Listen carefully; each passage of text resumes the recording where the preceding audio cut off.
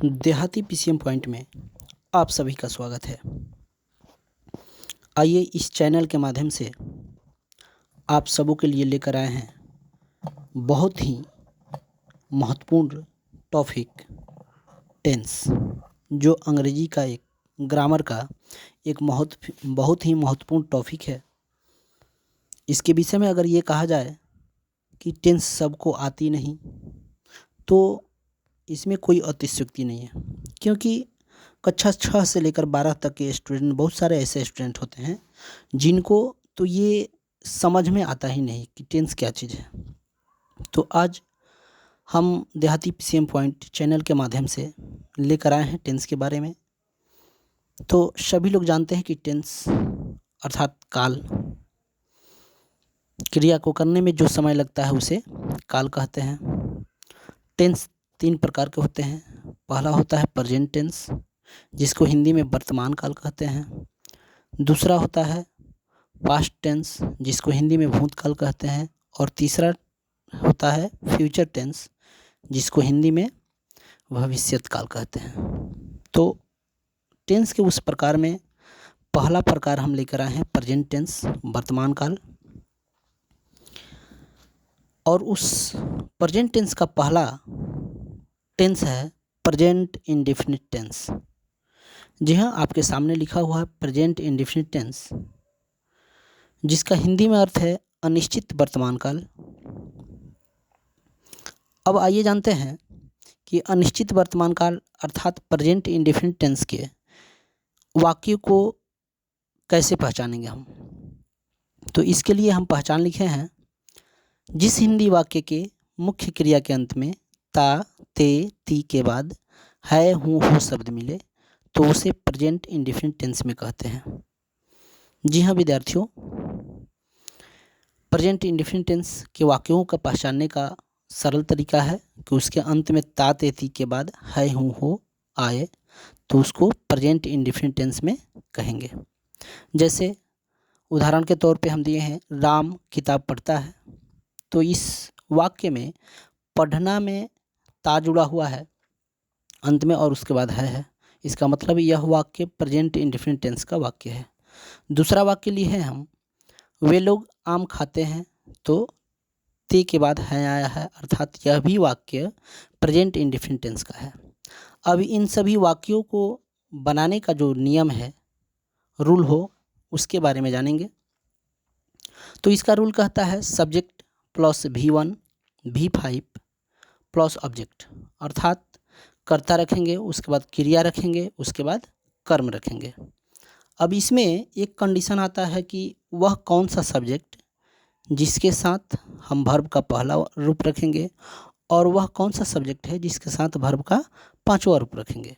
तो इसके बारे में हम लिखे हैं, आप सभी लोग देख पा रहे होंगे कि V5 के नीचे एरो बनाए हैं हम, और उसके नीचे लिखे हैं वह और नाम। ठीक है, अर्थात कहने का मतलब ये हुआ कि अगर कर्ता के रूप में, सब्जेक्ट के रूप में वह रहे वाक्य में, या कोई नाम रहे, तो उसके साथ हमें वर्ब का पांचवा रूप रखना है। ठीक है, सभी लोग समझ पा रहे हैं। अगर वाक्य वह से शुरू हो या किसी नाम से शुरू हो तो उसमें वर्ब का पांचवा रूप लगाएंगे। शेष जितने भी आएंगे उसके साथ वर्ब का पहला रूप लगेगा। ठीक है, इसी कड़ी में आगे बढ़ते हैं कि प्रेजेंट इंडेफिनिट टेंस के वाक्यों का निगेटिव कैसे बनेगा, यानी कि नकारात्मक वाक्य अगर आए तो उसको किस हिसाब से बनाएंगे। जैसे हम लिखे हैं निगेटिव रूल, तो उन सभी निगेटिव वाक्यों को बनाने का क्या नियम है, तो उसको बनाएंगे subject plus do does plus not plus V1 plus object. अर्थात कहने का मतलब यह है कि पहले हमें कर्ता रखना है, उसके बाद डू या डज में से कोई एक और नट जोड़ना है, वर्ब का पहला रूप लगेगा, उसके बाद कर्म रख देना है, यानी कि ऑब्जेक्ट रख देना है। अब आप लोग देख पा रहे होंगे कि डज के नीचे एक एरो बना हुआ है और उसमें लिखे हैं हम वह और नाम। अर्थात कहने का मतलब यह है कि डज नट किसके साथ लगेगा और डू नट किसके साथ लगेगा? तो डज लगेगा वह और नाम, अर्थात कोई वाक्य वह और नाम के साथ शुरू हो तो उसमें नहीं के लिए हम डज का प्रयोग करेंगे, डज नट का प्रयोग करेंगे। बाकी से जितने भी वाक्य आएंगे तो उसके साथ डू नट का प्रयोग करेंगे। ठीक है, आप लोग समझ पा रहे होंगे। अब इसके पीछे जो वाक्य हम दिए थे कि राम किताब पढ़ता है, तो उसका अंग्रेजी हो गया राम रीड्स ए बुक, क्योंकि राम एक नाम है और नाम के साथ हम आप लोगों को बता चुके हैं कि वर्ब का 5वां रूप जोड़ना है। तो 5वां रूप बनाने के लिए हमें वर्ब में S A I E S जोड़ना होता है। तो रीड के साथ एस जुटेगा, अर्थात राम एक किताब पढ़ता है तो उसका अंग्रेजी हो गया राम रीड्स ए बुक। दूसरा वाक्य दिए थे हम लोग, वे लोग आम खाते हैं, तो वे लोग हो गया ये, और वे लोग का दे हो गया, उसके बाद खाना क्रिया हो गया तो ईंट आ गया, और इसमें वर्ब का पहला ही रूप रहेगा, और उसके बाद आ गया आम खाते हैं, तो ए मैंगो हो गया, यानी कि दे ईट ए मैंगो, वे लोग आम खाते हैं, हो गया। अब थोड़ा सा जानेंगे हम कि अगर एक ही वाक्य को 6 प्रकार से बनाना हो या 7 प्रकार से बनाना हो, अर्थात इसको बोलते हैं 1 से 4 बनाना या 1 से 8 बनाना या 1 से 6 बनाना। जैसे राम किताब पढ़ता है, अब इसी वाक्य का निगेटिव हो जाएगा राम किताब नहीं पढ़ता है, जो आपके सामने लिखा हुआ है। इसका तीसरा वाक्य हो जाएगा क्या राम किताब पढ़ता है। चौथा वाक्य हो जाएगा क्या राम किताब नहीं पढ़ता है। तो इसको बोलेंगे 1 से 4।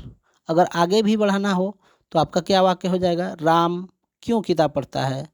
उससे आगे बनाना होगा तो हो जाएगा क्या चीज़, राम क्यों किताब नहीं पढ़ता है। उससे आगे बनाना होगा तो राम कैसे किताब पढ़ता है, राम कैसे किताब नहीं पढ़ता है। बहुत सारे वाक्य हो सकते हैं। तो आइए सबसे पहले इसमें हम लोग जान लेंगे कि किसी एक वाक्य को 1 से 4 कैसे बनाएंगे। यानी कि राम किताब पढ़ता है तो राम रीड से बुक हो गया, उसके बाद उसका निगेटिव आया राम किताब नहीं पढ़ता है, तो इसको कैसे बनाएंगे। तो निगेटिव के लिए आप लोगों को बतलाए हैं कि डू या डज नट लगेगा, ठीक है। और आप लोग ये जानते हैं कि वह और नाम के साथ डज जोड़ना है, तो राम है एक नाम, नाम के साथ हमको डज नट जोड़ना पड़ेगा। यानी कि दूसरा जो वाक्य है राम किताब नहीं पढ़ता है, तो इसको बनाने के लिए हम क्या करेंगे, Ram does not read a book करेंगे, ठीक है।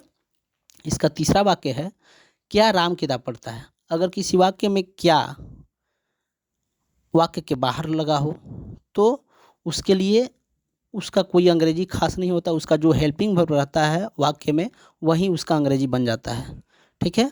तो इस वाक्य में हेल्पिंग वर्ब क्या है, डज है। इसका मतलब क्या का अंग्रेजी हो गया डज। उसके बाद राम किताब पढ़ता है तो does Ram read a book हो गया।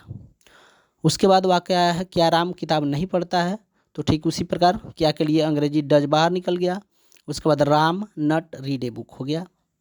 अब अगला वाक्य है राम क्यों किताब पढ़ता है। अगर वाक्य के अंदर क्यों कैसे क्या लगा हुआ है तो उसका अंग्रेजी हम बाहर कर लेते हैं। जैसे राम क्यों किताब पढ़ता है, इसमें क्यों लगा हुआ है और वह वाक्य के अंदर है, तो उसका अंग्रेजी वाई बाहर चला गया, और उसके बाद वाई के साथ जो हेल्पिंग वर्ब जुड़ा हुआ है इस वाक्य में डज वह लग गया। उसके बाद राम रीड ए बुक हो गया। अगर नट वाला इसी का बनाना होता तो क्या करते, why does Ram not read a book, ठीक है। तो इस तरह वीडियो पाने के लिए आप सभी मेरे चैनल को सब्सक्राइब करेंगे, वॉच करेंगे, लाइक करेंगे एंड शेयर करेंगे। देहाती पीसीएम पॉइंट आप सभी के साथ हमेशा जुड़ा रहेगा। थैंक्स।